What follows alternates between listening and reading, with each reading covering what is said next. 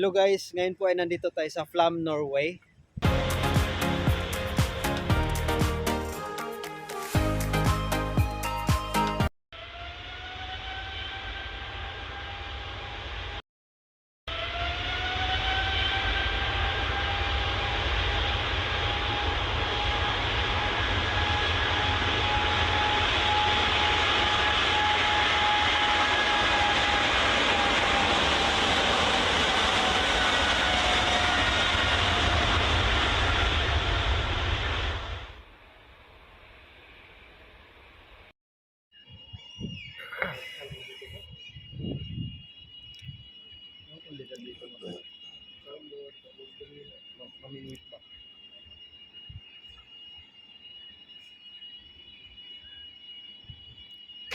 Ganitong init, ganito lang din. Sana pagka init na init kasi sinitan dito eh.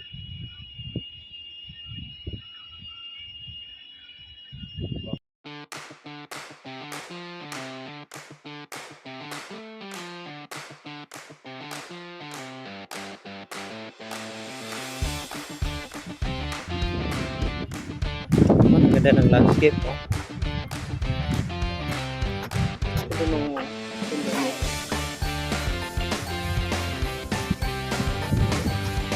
ayun.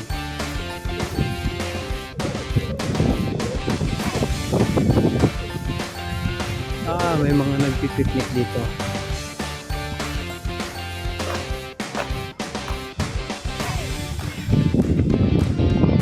So yan, kukunti lang mga nakatira dito. Kasi kukunti lang din ang mga bahay na nakikita ko. Tahimik.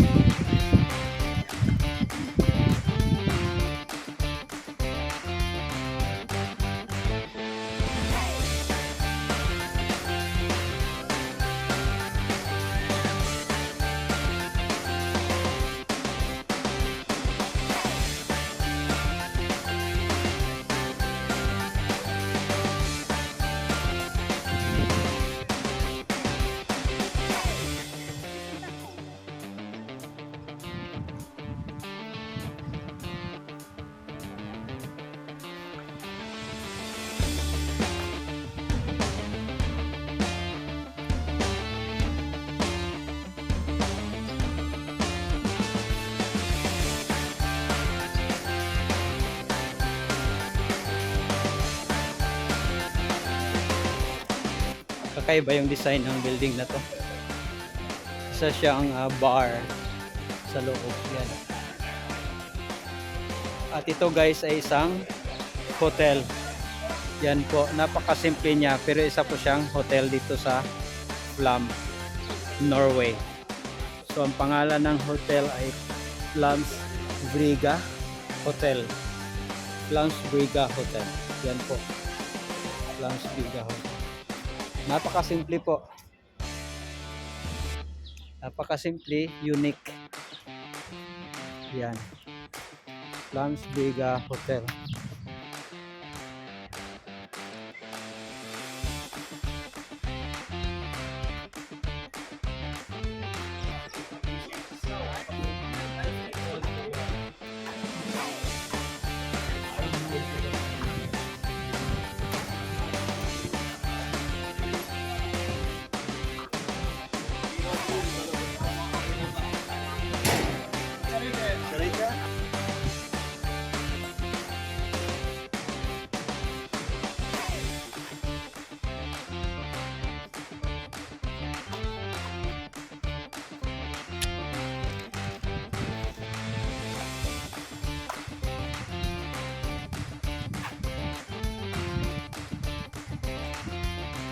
Mall of Norway.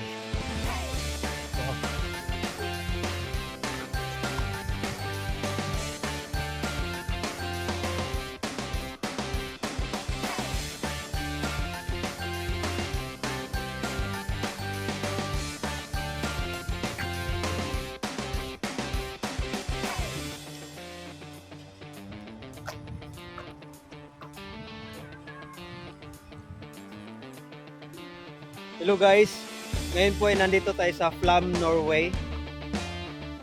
Medyo isolated po yung lugar. kukunti lang yung mga bahay. It means kukunti lang po yung mga nakatira dito. At saka ang linaw ng tubig, oh. Ang linaw ng ilog nila. Yan.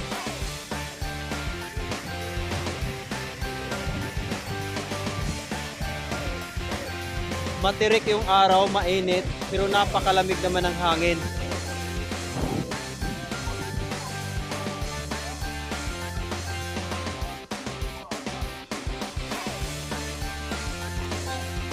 Oh, anong meron doon? Ha? Guys, papasok po tayo dito sa museum. Ito po ang Flams Museum. So may mga souvenirs items po sa loob. Yan. At dyan po makikita yung kanilang mga history about Flams.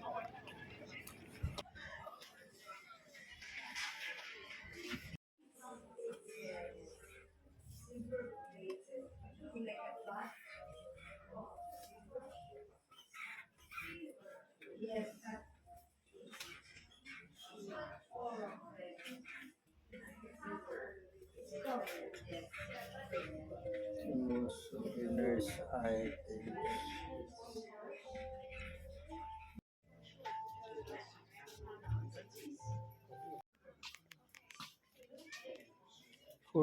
Dito po sa museum, makikita po natin ang mga ilang kagamitang ginamit po nila sa paggawa ng kanilang railways at ang mga taong involved po sa paggawa nito.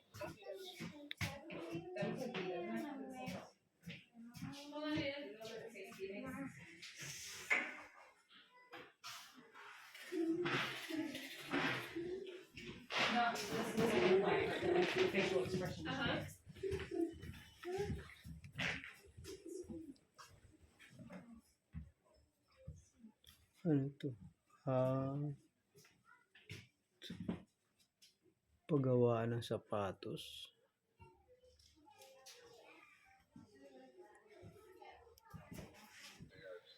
Ito po ay mga kalisa. Ilan po ito sa mga kalisa na ginamit nila noong unang panahon bilang transportasyon nila, hila-hila po ng mga kabayo. So it's also the section of Virgin Railway, an access road known as Rala Virgin, was built up the mountains from Flam. The road is partly Flam Welcome Railway. To Flam Railway Museum.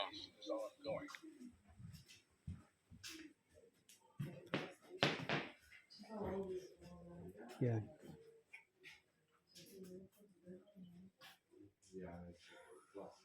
So ito po yung mga train, form of transportation noong unang panahon.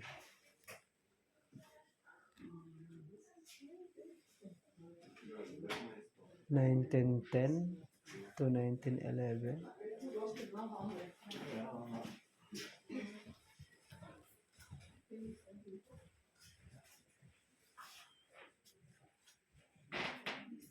Wow.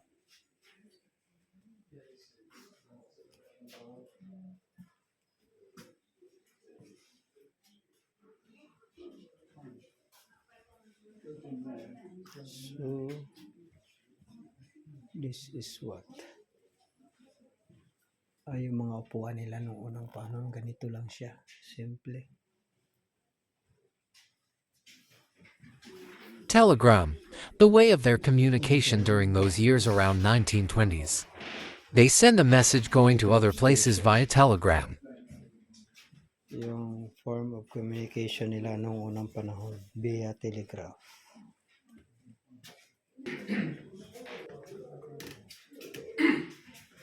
Horse transport was safest.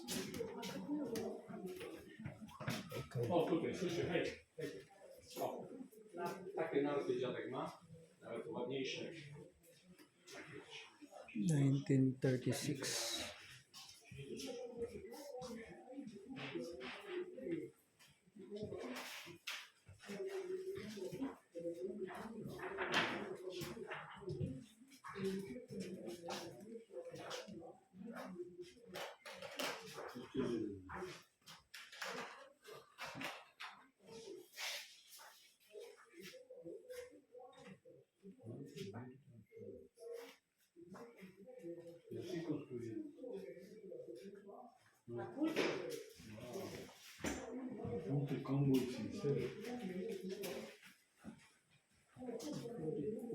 Yan. Ito po yung sinaunang gamit nila guys, uling.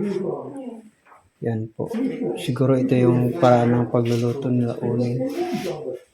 Clams dal. These are some of the tools they used during the time they built the Tren railways. It means yung pag-form ng mga relays ng tren. Ito po yun.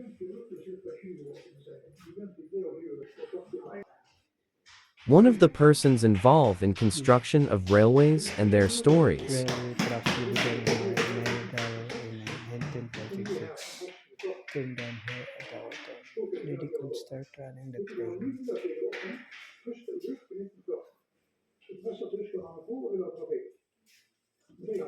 So guys, babalikan po natin yung kanilang map dito, form of transportation. So ito po yun. Ito po yung river. And then ito yung roads. Yan po. Dito tumatagos ang mga tunnel. Yan po, doon ang mga sasakyan going to inside tunnel and then tatagos po dito. At ito naman ang form of transportation nila via railways. Yung kulay dilaw. Yan ito. Railways yan. Yan. Ito yung road na dinadaanan ng mga sasakyan. Tumatagos-tagos po siya papunta dito sa ilalim. So parang tunnel. Dahil puro bundok po ang nakapaligid niya. Kaya ginagawa nila tunnel. Yung axis of roads. So ito po yun. Yan. Dito tumatagos siya sa mga ilalim ng bundok, dadaan ang mga sasakyan. At yung mga sa gilid ng river ay dito po. Yan. River. Ito ang river. Ito yung railways. Ito yung form of transportation nila dito. Tumatagos-tagos po sa bundok yung mga sasakyan. Ginagawa nilang tunnel. So ito po ang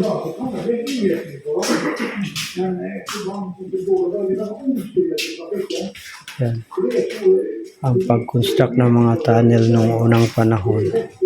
Year 1920s, 1930s. Yan. Ito po, yan.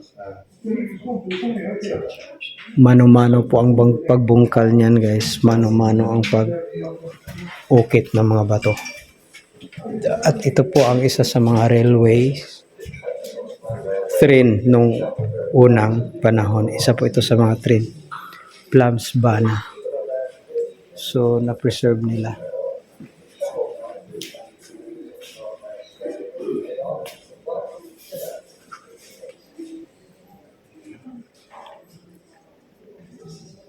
Yan po yun guys. Yung tumatagos-tagos andyan na sa video.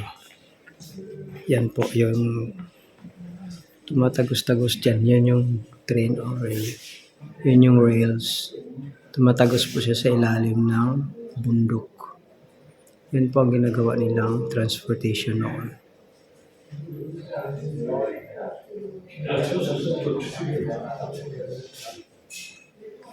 Yan. Papasok na sa ilalim. And then tatagos sa kabila.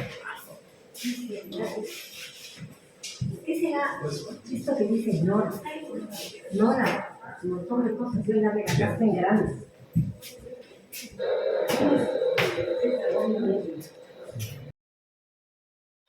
At ito po ang mga miniature, mga malilit na version ng mga model ng tren na ginamit po nila noong unang panahon.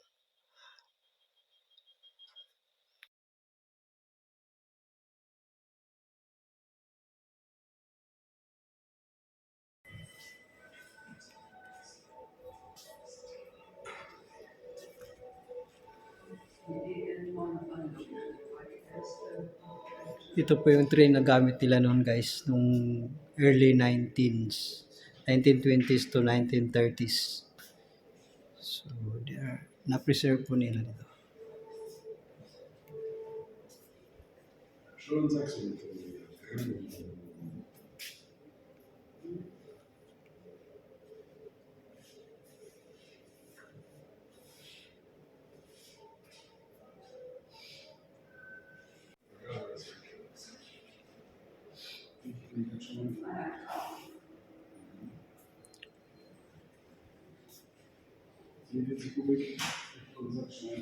Ito po yung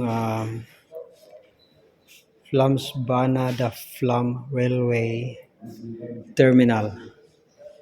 So ito po yung pinaka-plan ng terminal.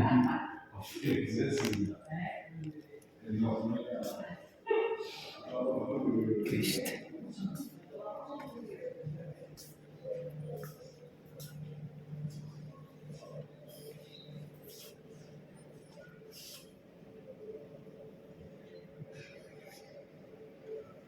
Ito po yung architectural design po nila.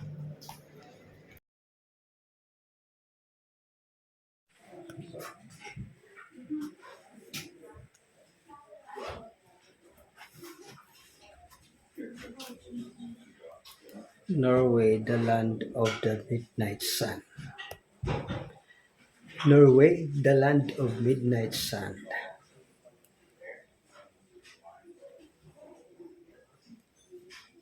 Yan guys, galing po tayo sa loob dito kanina sa museum. Nakita po natin yung mga lumang kagamitan nila na ginamit nila sa pagbuo ng kanilang railways noong mga year 1920s. Mano-mano po nilang ginagawa yon. At yung mga kung paano nila ginawa ng butas yung mga bundok para dyan dumaan yung mga tren. Para siyang tunnel, tagus-tagusan po siya sa kabilang bundok. Naka-display po dito yung mga gamit nila noong unang panahon. And then yung ibang mga tren na mga luma na ginamit nila noon ay naka-display din po dito sa loob. At yung form of communication nila na telegraph, yung mga gamit nila noon naka-display din po dito sa loob. So isang napakagandang experience. Nalaman natin kung paano nila ginawa yung railways na to ng mano-mano at kung paano nila binungkal ng mano-mano yung mga bundok, ginawa ng butas para daanan ng mga tren. So nakadetalye po yan dito sa loob ng museum. Maraming salamat po sa panonood sa video na to. Dito po ito sa Flam, Norway. Once in a lifetime experience. So yung chance natin na ma-document yung mga bagay-bagay dito sa Flam, napaka memorable para sa atin. So minsanan lang tayo nakarating sa ganitong lugar. So ako po sobrang nagpapasalamat. So maraming salamat po sa panonood. Hope sana nagustuhan niyo po ang video na to. Please don't forget to likes and subscribes. So maraming salamat po. Bye-bye.